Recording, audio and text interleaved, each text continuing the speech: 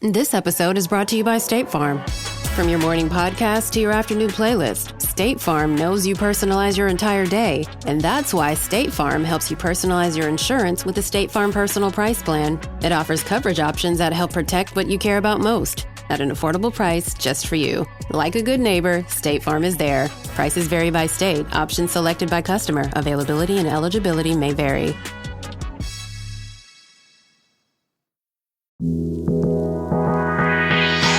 Oh my God, you're gonna love it.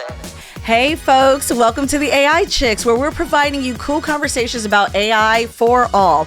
With each episode bringing you a different topic on how AI impacts your daily life. Hi, I'm your host, Aisha Wynn, always coming in hot with that fun, unique perspective on tech. And I got my bestie co-host here. Hi guys, I'm Lana Hout, and I'm bringing the curls, the charisma, and that entrepreneurial energy. Speaking of entrepreneurial energy, we are getting into CES 2025, folks, and telling you about these hot new products and businesses and all the things that they were featuring this time around.CES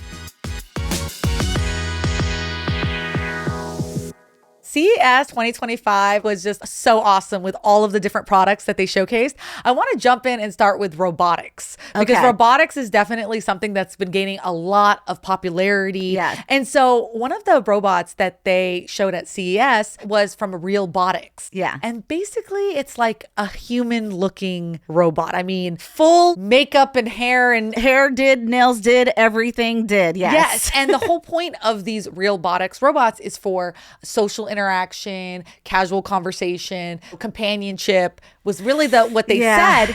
Now, I know you guys can hear it in my voice. I've had my 2 cents about robotics incorporating human features. I don't know why that is fully necessary. I don't know why it's necessary either. But what makes it more interesting with this is that the Realbotics robots, you can customize. So it's like if you want her to have blonde hair, if you want her to have dark hair, you can really customize it to order.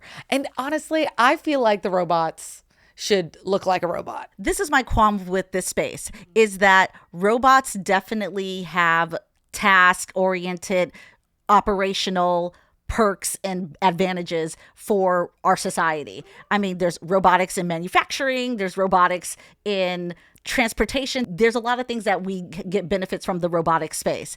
And especially with these humanoid AI robots, they are going to help advance society in some unique ways. I mean, there are other humanoid robots where it can cook for you, it can clean for you. And for people with maybe like a disability or things like that, like there are some advantages about how this tech is going to help society. And actually on that note about robotics that can help people, I just wanted to highlight Angel Robotics. Yes. Because that's the one, if you are in a wheelchair, the robotic legs if you will, attach kind of to the human and help them walk. Exactly. And so I think that's a really positive use of robots, really taking someone's disability and giving them the opportunity to walk. Yeah, or even just on a more lifestyle level, if you're a mom with 5 kids and you have a humanoid robot in your house or smart house type of service helping you with chores, helping you with things, there are some advantages to the robotic space. And that's why I'm covering the examples of a range of what we mean by robotics and AI and robotics. But there's this new emerging subset of robotics where they want it to look like a real person. Yeah. And majority of the time, they're always doing it with a female image. Yes. And it's always a aesthetically pleasing, pretty robotic woman. Oh yeah, she's always pretty. Yeah, and the images and the likenesses that they are emulating is a very certain aesthetic. Yes. And so because I keep seeing this continue, that's where I have the qualms with it, because it's like, what is the true purpose of this? Because if you need companionship, if you need someone to talk to or do a task, and it needs to be in robotic form, why does it have to look like a blonde-haired, blue-eyed, pretty person? You know and what I mean? also too, I guess I'll maybe point out a little bit more of the darker side of tech is with people falling in love with these AI avatars. Well, this is just honestly an extension of that. Exactly. Except it's in physical form. And but then that's what I'm saying is they should just own what it is. If you're going to be a company that you are purely doing robotics to be a companion in a romantic setting or even just platonic setting. But if the goal is to be companion and that's how it's looking, but then their marketing and their vocabulary around it really isn't pushing that. We're just advancing AI robotics. You don't need all of these body parts to do this. I'm just keeping it real. No, it's just keeping it all the way real. And I'm not opposed to companies going that route. All I'm just saying is just own it. But to be a female in tech, a woman in AI, and to see these AI robots. But it's not even just that they're AI women robots, okay? It's about the fact that they look a certain aesthetically. way. Yeah, that's what I'm saying. Yeah. And I mean, look, I'm not saying that they need to be ugly robots. I don't want people to think this is about looks per se. Yeah. It's really just about what it implies. Yeah, exactly. But they're not saying that no, in their marketing, that robots look one way, but what they're saying and how they're verbalizing it is like if it's like a typical AI humanoid like support system for your smart house. And it helps with it's conversational and it's for social interaction. I'm like, for social interaction. And the outfit she's wearing needs to be tight-fitting. Come on, guys. Anyways, we digress. There was more and more evolving in the humanoid robotic space. There was also one that I thought was super unique because I have a dog, is Unitree robotic dog. I think it's also super interesting about these, robotic animals. I'm curious of what they see the functionality being in the future. Is this meant to replace service dogs? Maybe. Or is it meant to replace those robotic carts that deliver food? Or is the robotic dog a companion for the humanoid robot? Maybe they could use robotic dogs for security. Maybe it's that. But yeah, I'm really curious to see how the robotic dog marketplace is going to evolve. But I think that it was a lot of fun at CES 2025. We saw a lot of video of people interacting with the Unitree dog. The Unitree dog. And yeah, just it was really, cool. it's a cool product. Yeah, and it was really mobile. Yeah. The way that it moved, the way that it was functioning, it was very spunky, like a puppy. It's getting puppy energy. So yeah, I'm really, really excited in this weird way, just from a tech perspective. Where's this going with the robotic animals and pets? Yeah. So kind of transitioning still in the robotics sector, if you will, is the Roborox Ceros. It's kind of like a Roomba, circular disc that vacuum cleans the floor. And these products have been at CES every year. Yeah. They're around all the time. Yeah. But what was new, and there was a lot of different companies who had different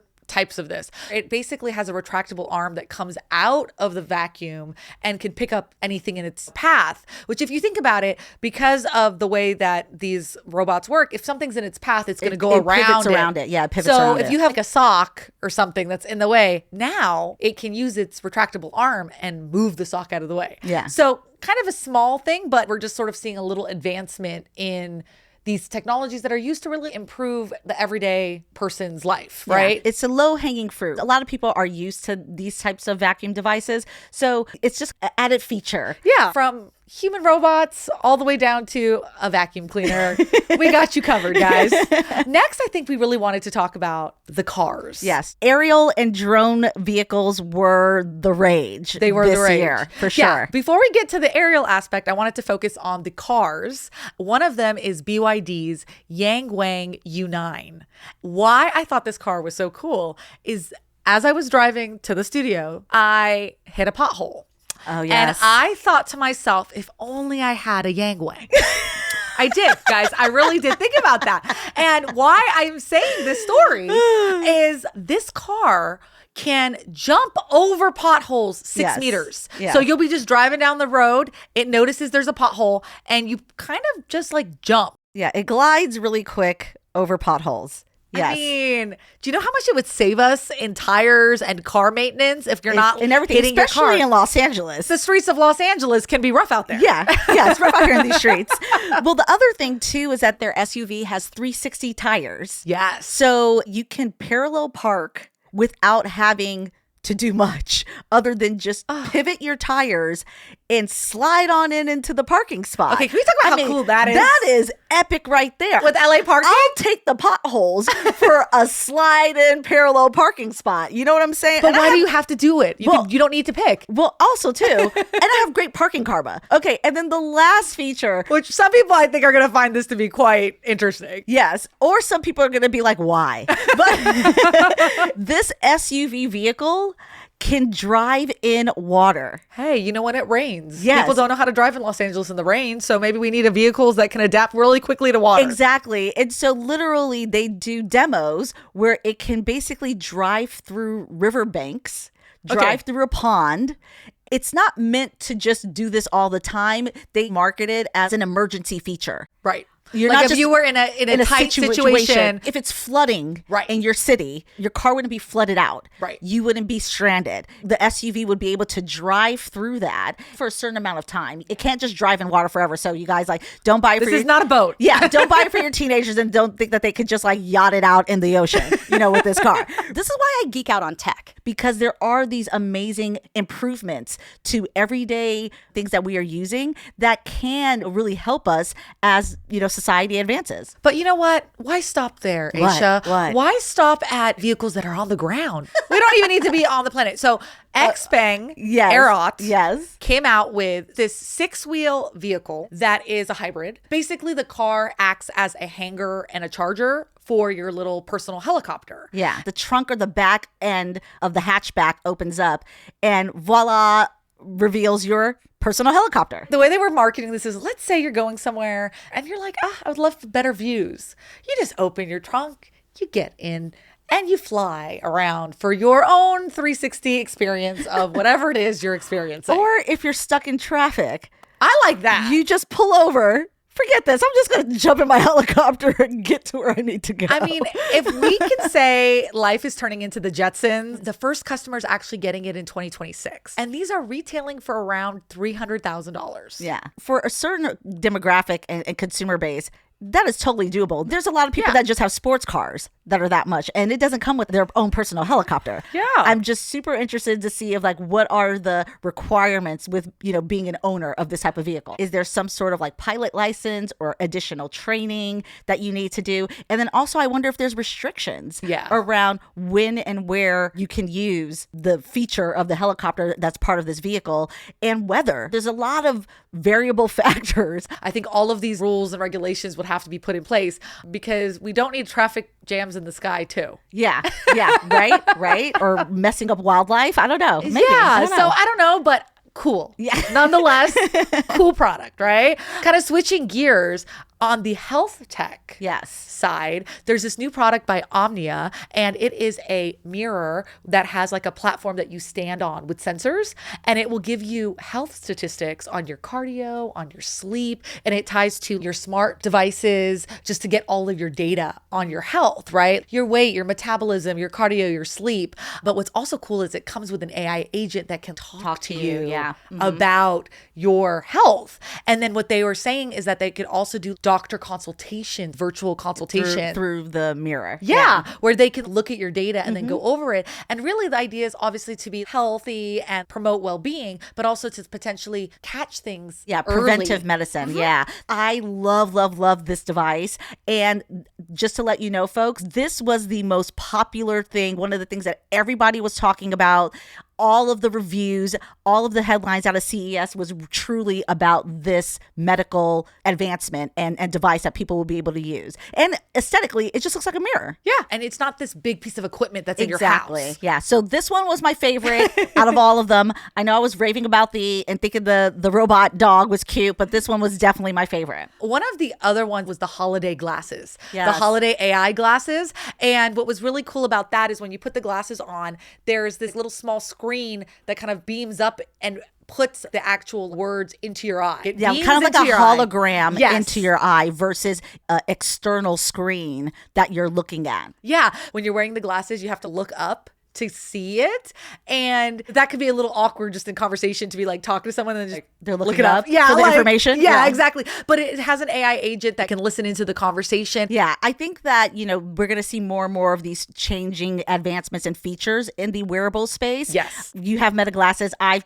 checked out Meta glasses. And so the holiday glasses were like one new feature. Right. It's reminding me of the phone era. You know, you get the new iPhone and every time there's like just some extra new features and then extra new feature every couple of years or so.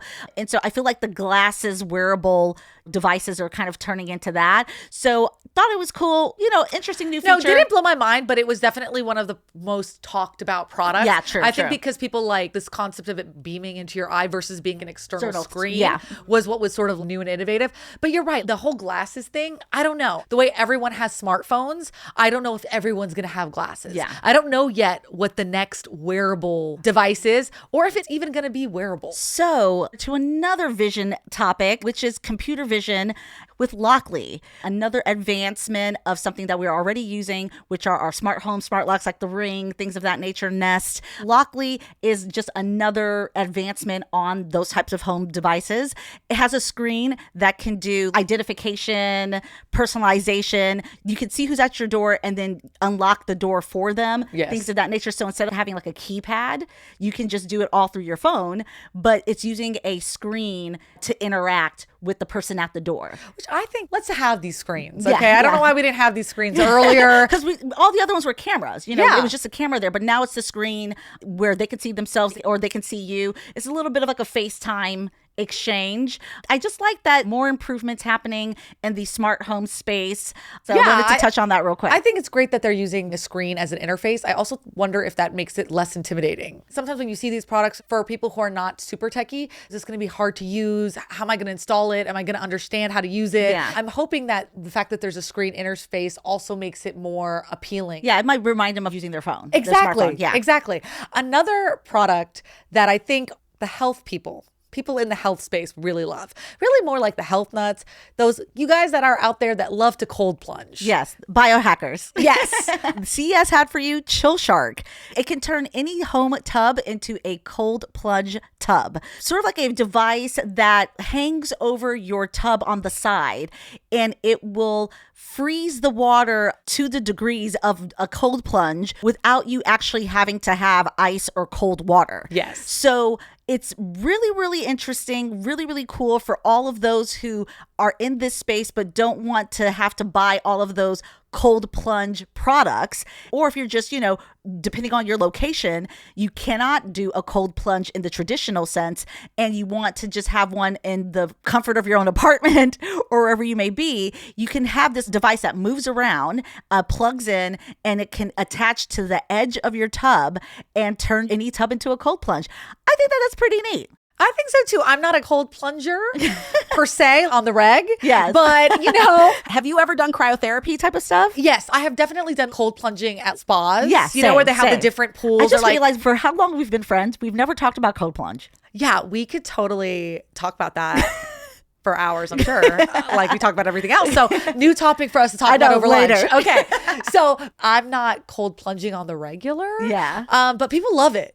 People love it and they swear by it and it's really amazing. Who knows? That might be something to aspire to. Well, I feel like that type of device with the Chill Shark, for those on the edge of wanting to do it more, if I had that type of device, I might do it more. Sure. Because it's also not bulky. Oh, I have to buy a whole other tub that sits outside of my backyard. Yeah, you're grabbing ice. And like I want to be carrying bags and bags of ice from the grocery store to my house for a 30-second experience. Yes. Chill Shark, you got my eye. And for those biohacker friends of ours, you know, check that one out. And last but definitely not least, we want to touch on some devices in the travel space. There's two very, very interesting ones that I definitely want to make sure we touch on. We love to travel. Yeah, we know a lot of big travelers at our friend group and family. So there are some rideable luggage that is pretty neat. I think the brand is called Atos or Atos. It's AOTOS. And it's sort of like the carry-on size luggage. Hard top, has wheels, has a handle that, you know, extends up. But you can also sit on it and automate it to roll around for you in the airport. Yeah, it's like a motorized ride. Yeah, like a motorized scooter in luggage form, right? And I think it's really neat. The thing about it that I noticed in the demo is it was always demo with very petite people. I'm just highlighting. So I don't know this writable luggage marketing I don't know what plan. the weight limit is on it. That's what I'm you're saying. I think it's a neat feature. Maybe they're going to expand it for it to really feel universal. But I felt like it has a certain audience and consumer for it. Yeah, I mean, the way I was looking at it was, okay, in some airports, it's very long distance from one gate or one terminal to the next. Or from security TSA to your gate. You just hop on your suitcase and you just scooter yourself to where you need to go. Or I was also looking at it from kids on it. Yes. Because I've actually seen a lot of people put their kids on non-motorized suitcases, right? And some of them have back support for the kid. And they just sit and they roll them. Yeah, because it's a lot of walking and that's for what little I'm saying. kids. The size of it and the demo of it just felt like it was for a certain demographic and consumer base as of right now. Yeah. Getting that for your kid and having your kid just kind of scooter around the airport may be a thing. So moms, check it out. And on a note about going from TSA and security to the gate, the other feature that I'm super excited about, I'm hoping all airports start to embed this in, is a TSA shoe scanner prototype, right? So it looks like a pad that will scan your shoes and send that scan to the monitor for TSA to check. The thing that I love about it is that it doesn't require them to have to redo their system and their process right now. They can just add it in to the systems that they already have in place because it's just like a pad that sits there. Yeah. Because then we don't have to take off our shoes anymore. Well, that's a really good point. And then also to I'm sure that will make the whole process more efficient, because just think about people having to take their shoes off, take their kids' shoes off. Yeah. It just slows down travel. Or people could just get TSA pre-check and global entry and avoid the whole thing. All right, you guys. Well, on that note, I hope you really enjoyed this special episode of CES on the AI Chicks. Make sure to follow us, subscribe, and what else, Lana? And don't forget to grab the merch. All right, y'all. Bye. Listen to the AI Chicks on Spotify, Apple Podcasts, or wherever you get your podcasts. Video episodes are available on Patreon. And check out our socials at the AI Chicks.